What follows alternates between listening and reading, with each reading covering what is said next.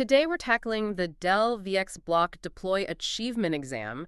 It's 7 questions, 15 minutes, and you need 80% to pass. Our mission for this deep dive is to, take your study notes and map them to a real data center deployment. So let's just jump right into the first hurdle. Right, yeah. So imagine the VxBlock cabinet just rolled off the truck, but the data center's raised floor can't actually support the fully populated weight. To fix this, do we remove components, request a Dell structural waiver, use load-spreading plates, or suspend delivery? I feel like so many engineers fall for the load spreading plates here. It's that classic action bias. You're on set, you have your toolkit, and you just want to be the hero who fixes it right then. No, totally. It's a huge trap. The correct move is to suspend delivery. I mean, you wouldn't build a house on a sinking foundation, Yeah. right? Physical site readiness is entirely the customer's burden, and Dell grants absolutely zero physics waivers. That makes complete sense. Since we can't sheet physics, we have to rely on the site being ready. But once that cabinet is securely on the floor, how do we know exactly how to configure it? We need to find the specific pre-configured IP addresses, VLAN IDs, and port assignments.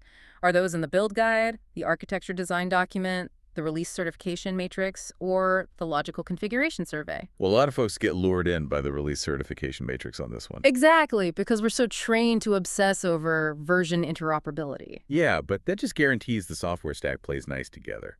It doesn't give you your custom IP layout. The actual blueprint you need is the logical configuration survey, or, the LCS. The rest are just generic guides. Gotcha. So with the LCS blueprint in hand, it's time to power this massive system up. But sequencing really matters here. What has to be fully initialized first?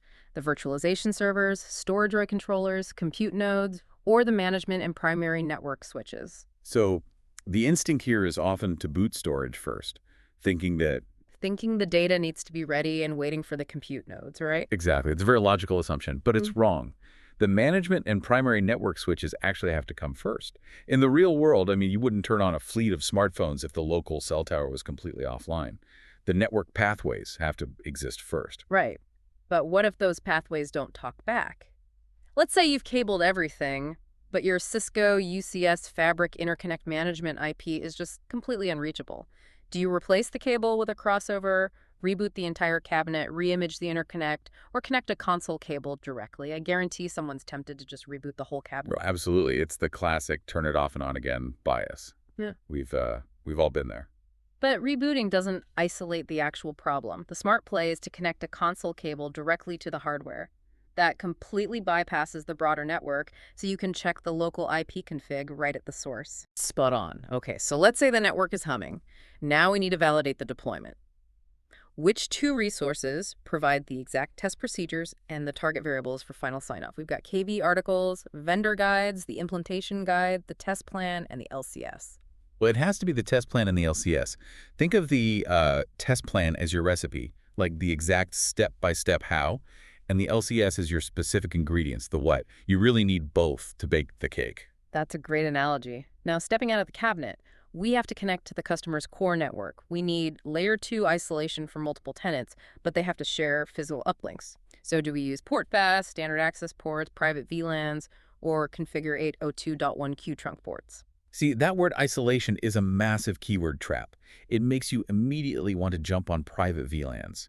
But private VLANs only restrict communication locally on the same switch. Exactly. To share physical links out to the core, you must use 802.1q trunk ports. The trunk port tags each packet, so tagged traffic shares the exact same physical highway, but stays in strict, isolated logical lanes. Okay, so our traffic lanes are open, but what if we hit a wall with storage? Say during validation, your ESXi hosts only show 2 active storage paths instead of 4. Which section of the LCS holds the root cause? Is it virtualization, compute, network, or storage? The exam writers definitely want you to see ESXi and instantly guess virtualization. Right, but missing multipaths in a block-based system point purely to fiber channel zoning or LUN masking, which is found in the storage section. Think of LUN masking like a VIP list at an exclusive club. If the ESXi host isn't on the storage array's VIP list, it's just not seeing those paths no matter how perfectly the hypervisor is configured. Okay, so let's lock in what you need to know.